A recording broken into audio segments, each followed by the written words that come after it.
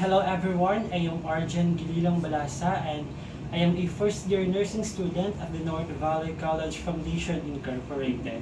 So in this video, I am going to assess the abdomen return demonstration, and by assessing the abdomen, it composed of four parts: the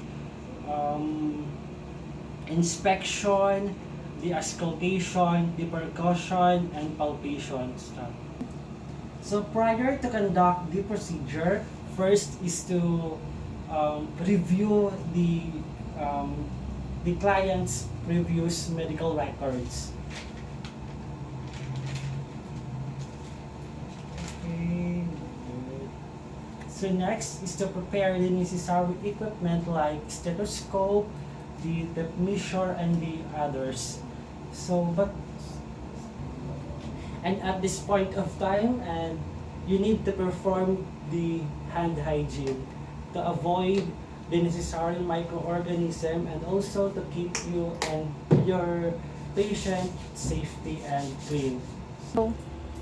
So hello ma'am, good afternoon, have a good day. I am Arjen Gililang Balasa and I will be your student nurse for today. So since you didn't have any background of having a disease of your abdomen, but before that, ma'am, again, may I introduce yourself? Can you introduce yourself, ma'am? Okay, I am Iris Jean Arcelias. I was born on August 9, 2002. So what do you want me to call you? Miss Iris. Okay, Miss Iris. Okay, so you are born on August 9, 2002. So at this point of time, ma'am, I'll be doing an assessment of your abdomen. So in order for me to identify if there is any alteration problem in your abdomen to prevent further complications rather. So this assessment should be about 15 to 20 minutes. So that sounds okay for you, ma'am? Okay. So you are comfortable with the lighting of the room, ma'am? Yes. You want to lock the door? Yes. You want? Okay. So that's good that if you are arising your question, ma'am, to lock the door. So okay. Okay, stop. So ma'am, before we proceed, I just want to ask you some questions. So do you feel any problem of your abdomen, ma'am? No. Okay. Have you noticed changes in your appetite? No. Okay. Have you witnessing the problem of your skin, burning sensation? No. Okay. Okay, good. So ma'am, I will lay you down flat. So I will lay you down flat, then I will drape the patient and cover the areas are not included in the assessment. So Miss Iris, I need you to have an access in your abdominal and groin area, so it will fine for you, ma'am. Yes. Okay. So before we proceed, I would just like to ask a few sample questions. So do you feel any pain to your abdomen, ma'am? No. Okay. So any constipation or diarrhea? No. So have you noticed any changes of your appetite? No. Okay. So any problems you need taking such as pain or burning sensation? No. Okay. So now I will proceed to assessing the abdomen of the patient by inspecting. So first is the four quadrants. Go. So I will just expose the abdomen of the patient. Okay, so upon inspection of the abdomen in flat and symmetrical abdomen, I don't see any lashes or rashes. So no denated veins, distension, or any inlaid organs as well. So the umbilicus of midline of any herniations, which is normal findings.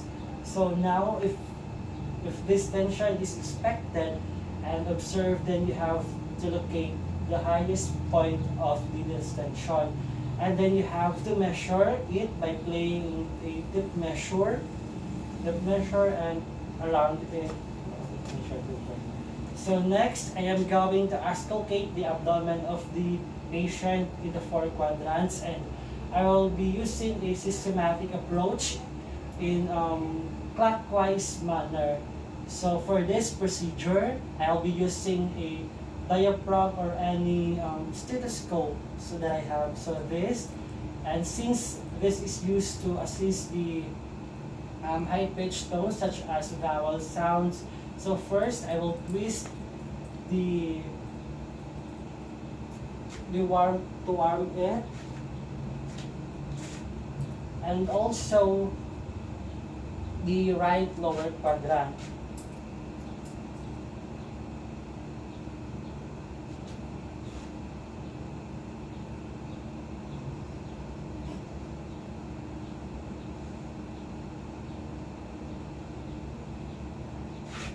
Okay, so after that I assess the abdomen of my patient, the sounds is pretty good and normal. And so I am listening the vowel sounds of the frequency of the patient, and I'll be listening for each quadrants for a full 1 minute. So the sounds is all good. Okay, so upon auscultation, and checking the sounds of the abdomen, I heard which is normal findings. So now we are done to the assessing of your abdomen, ma'am. Before we end, may I review or document your answers regarding my questions earlier. So your skin color is uniform, no rashes, no lesions, no scars, which is pretty normal. And your abdomen is symmetrical. And upon auscultation of your vowel sound, and while listening it sounds normal. Then upon percussion and palpation, there is no tenderness and no masses, no bulges, and no swelling. Then overall, your abdomen is doing pretty good. So, ma'am, there is any questions or clarifications, you are free to ask me, ma'am. So, before I leave you, ma'am, I'll give you some advice. First is avoid drinking alcohol and eat good foods, ma'am, always to make your abdomen healthy and good, ma'am. Okay. So that's all for today. But before that, before I leave, may I perform the last hygiene to avoid or to dead the bacteria or anything.